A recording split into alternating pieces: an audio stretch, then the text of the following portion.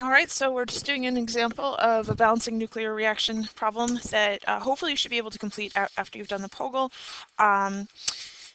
So this type of question is a little bit different, and it works exactly the same way, but I want you to pay attention to the fact that we have this 3 neutron thing right here, and obviously we want to fill in the missing particle.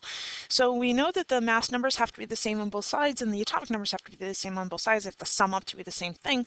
But with the 3 neutrons, you have to realize that what that means, that 3 out in front, that's a coefficient. So that means that you literally have 3 neutron particles. So that means that you have 1, 2, 3 neutrons, right? That's what that indicating. So that means that the sum of the mass numbers on the right side is the 142 plus 91 plus 1 plus 1 plus 1, right? So this 3 out in front, this coefficient indicates, so it's not just 1 neutron, it's 3 neutrons.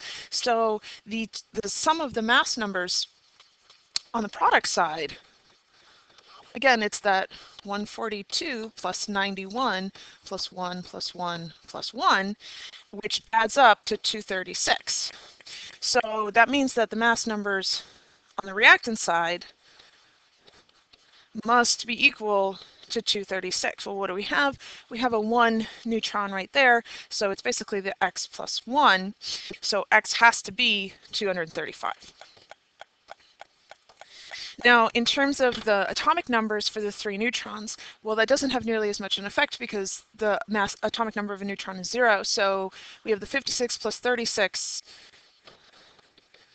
plus 0 plus 0 plus 0, which will work out to do the same thing anyway. So the atomic numbers on the left-hand side, we have 0 plus x. Well, this adds to 92.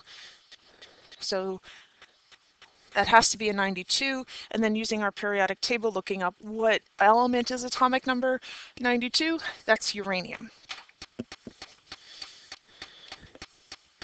So overall, there are 3 types of nuclear reactions. We have transmutation, which we've already discussed, which again means that you're changing the nucleus of something, and we have artificial, and we have natural transmutation.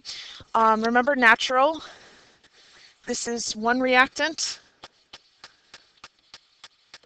and it's simply one unstable nucleus that spontaneously emits radiation, versus artificial has 2 reactants, where you have a stable nucleus, but then you bombard a particle at it, you throw something at it, you make it unstable, and then you turn it into something that emits radiation.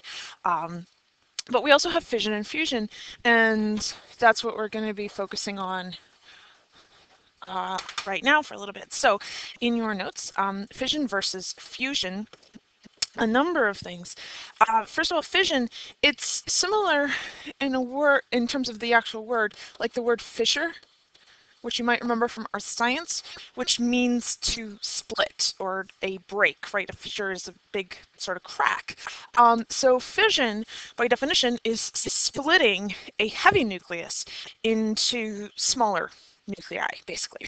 So, but the big point is that it's this splitting. Splitting something that's really, really heavy. That's a really big important thing. Splitting something that's really, really heavy into a nuclei that with smaller pieces. Versus fusion, which as a word means, right, to combine, to fuse or combine, which is the opposite of what fission means. Like fission means to split or break, fusion means to fuse or combine. So we have this combining here rather than splitting.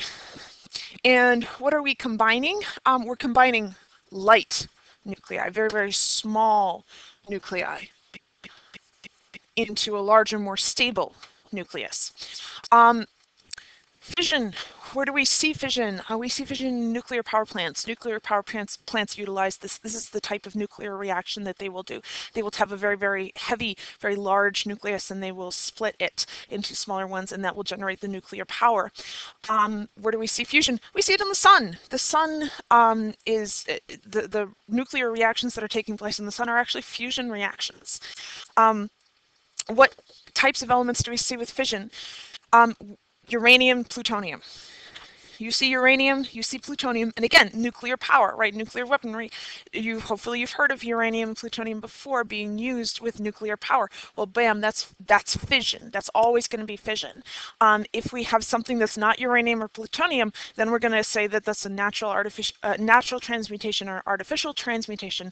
But I really want you to zero in, like fission is really just going to be uranium or plutonium, because these are very, very large, very unstable nuclei that can split into smaller pieces.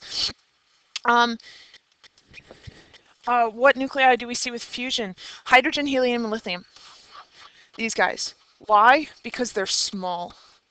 Anything larger than that, and then it's too large to be fusion. And again, then we'd go to natural or artificial transmutation. So we have these really, really tiny nuclei. The smallest elements on the periodic table are the ones that are involved in fusion. And that's it. And then just two examples. So the example of fission, notice we have that uranium isotope here that is being split. So this is very, very large, and it's being split into smaller nuclei, smaller pieces, barium and krypton. So that reaction right there is one that occurs at nuclear power plants. Versus an example of fusion, you have your small nuclei that are fusing together to make a larger nuclei, right? Slightly larger. So they're fusing, they're combining, and you get something that's a little bit bigger. So make sure you get that down. If you need to pause the video, then pause the video.